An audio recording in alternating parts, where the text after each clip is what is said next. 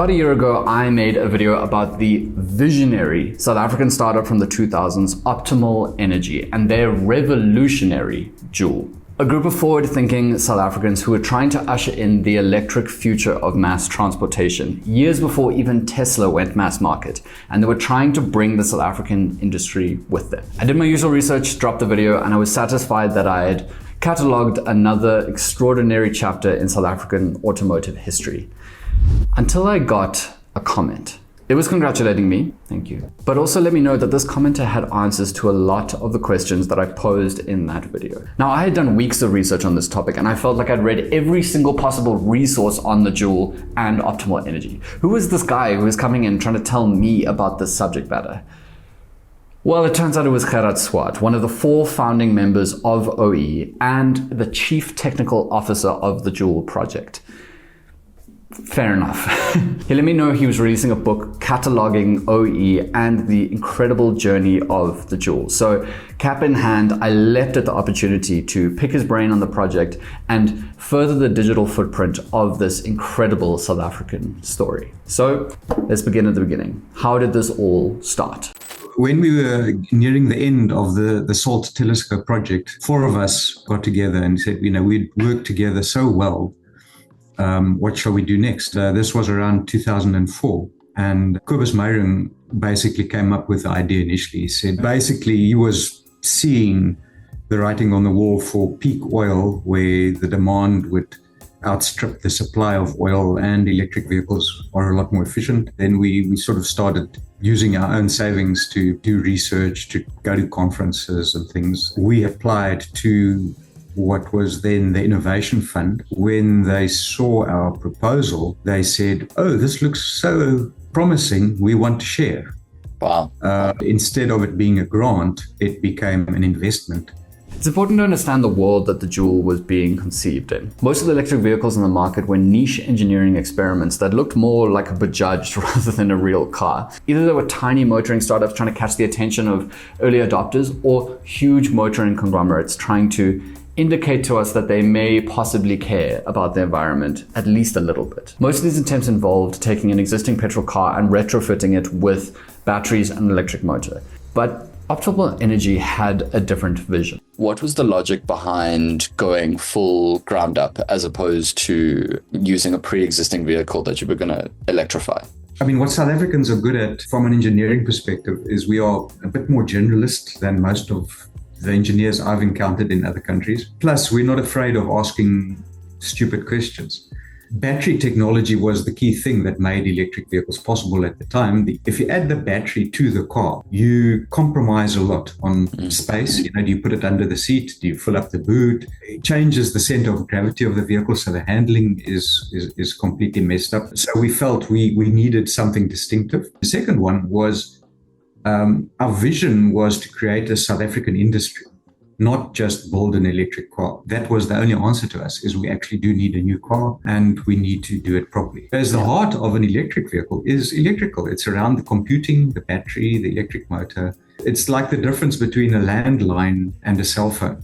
And we realized for the electric vehicles, that was the opportunity that we had. So we could really tap into that and give the customers a completely different experience. It's not just about competing into that mainstream automotive market. It's giving them something completely new that they didn't have before. So things were looking pretty good. They had this revolutionary vision for this incredible car that was going to change mass transportation while simultaneously developing the South African motoring industry. Multiple government departments bought into this vision, and with a mix of tax rands and private funding, the team was up and running. After a few years, a stunning prototype penned by the Jaguar XJ 220 designer Keith Halford and driven by motor and battery technology developed in South Africa, they finally had a prototype ready to show the world. We first had the local launch because we felt we need to at least honor the South African public, and the Minister of Science and Technology, representing the government as our primary funder at that point, was a very firm supporter of Optimal Energy. Then we went off to Paris. It was amazing to see the response to the car. We consciously did not go to the renewable energy or electric vehicle hall. We rather wanted to be associated with the mainstream automotive industry. So we we actually got a spot in one of the main halls.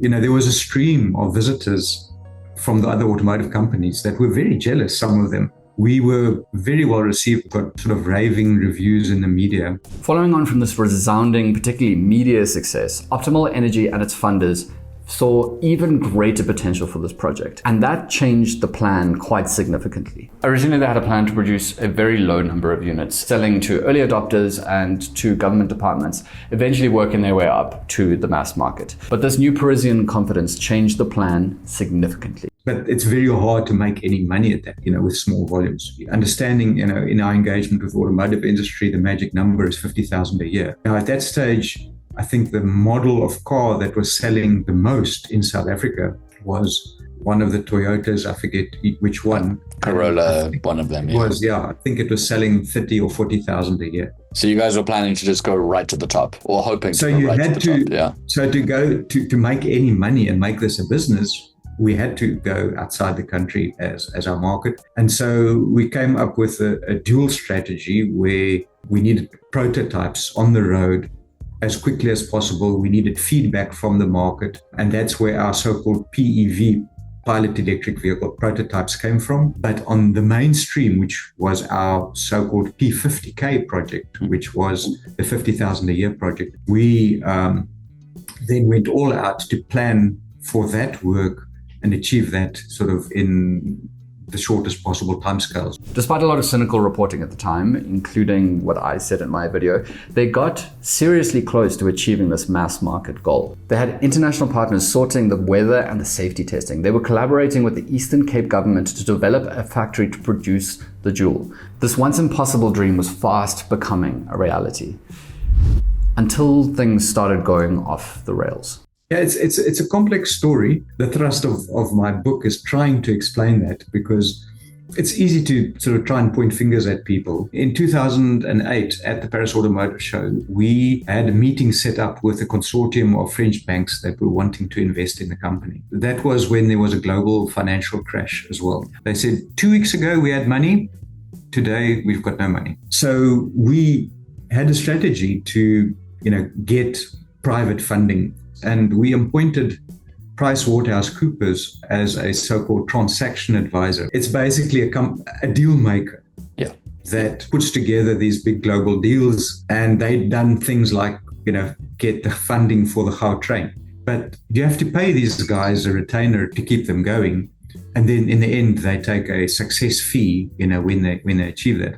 And then our funders said, sorry, you can't use our money to pay somebody else to get money. We will get you all the money, don't worry. And that was the message from the IDC. So we had to cancel the transaction advisor. And that was our major strategy. We were a private company, and to get private funding to be released from government, it seemed that government had other ideas. Now, it's hard to point to them and say that was a conscious strategy. However, it would seem that way. Around about that time, President Zuma became president, and the priorities of government changed. So the minister that had been very supportive of Optimal Energy, and Minister Mangena, was replaced with another minister. There was just, no visible government support. People would still say the nice things, but there was just nothing forthcoming. Nobody was willing to stick out their neck. It just became harder and harder. And ultimately, the IDC said, unless the government comes up with a very clear policy and hard cash saying we support Optimal Energy, we're not going to fund you anymore. And they gave us a deadline. The government just was silent. We hit the IDC deadline and the company ran out of money. Fingers can obviously be pointed at who is responsible for the failure of the Joule, and I definitely have my opinions after reading this book. Unfortunately, I do not have lawyer money, so I will not be expressing that opinion. You're just going to have to read the book and decide for yourself. However, I do believe that the big takeaway from this story is the original ethos of the project. I'm really happy I got to do this interview because it emphasized to me the radical optimism and daring to dream that pushed this project forward. This optimism was backed up with practical research, engineering, marketing, and development to make it a reality. This energy was infectious, and it wasn't just the founders, the employees and the investors and the government and journalists and regular South African citizens. They all believed in the vision and wanted the Joule to succeed. It's one of the things that, through my book, I'm wanting to reawaken hope and the expectation that we can still do such big projects in South Africa. The electric vehicle opportunity has flown. I think the Chinese are just too good at it now. But within energy, and especially if we're thinking of Africa as a potential market, I think we have a better insight into Africa than the Western world or the Chinese have. It was that sort of project which was inspiring people. It's not us as the leaders or the founders that were the heroes. It was a vision that people grasped. And many, many South Africans were voting for us and cheering us along and wanting to support us. They feel that this is the right thing to do for the country. And we had the opportunity of carrying the flag, as it were. Unfortunately, that is the end of the OE story. But there's one last question that has been bugging me since I did the original video. What happened to all the original prototypes that came from this project? The 6-seater Paris car and a 5-seater prototype are housed in the James Hall Motoring Museum in Johannesburg. There are also stories of prototypes being burnt at the Nelson Mandela Metro University, and a wide variety of speculations on how many prototypes were produced from the project. So I decided to ask Gerhard exactly how many he thinks are left. The initial Paris car was just a shell. It was just a mock-up. And we later had the Geneva show car, which was also just a mock-up, but which was the 5-seater. And then the 4 final drivable prototypes that went to NMMU or to Joule. I spoke last week with the head of Joule, and what he said to me was 2 of those prototypes went to Rubicon company that's going to restore them, I think. Cool. And 2 have been taken by High-Tech, also for restoration, because High-Tech was involved in the initial assembly and manufacture of those prototypes. And in both cases, the companies have, want to do that for posterity's sake. So they may end up in a museum or in their own display rooms or something like that. And the cars that were burnt, there was a Daily Maverick article on that, which said, those were actually not Joules that had burned, but other cars. So that's my understanding of the truth, but I'm also working off what other people have told me. Yeah. But I think that's a credible explanation. I want to thank Gerhard for agreeing to speak to me and sharing his story. And I'd encourage anyone who's interested in a deeper dive, go and get this book. I've left the website down in the description, along with a couple of other resources that are really helpful. If you want to see the whole hour-long conversation that I had with Gerhard with even more insights, go to the Skadonk Patreon. It's completely free and it's sitting there waiting for you. And finally, thank you very much for watching, guys. I really appreciate it. And I will chat to you in the next one.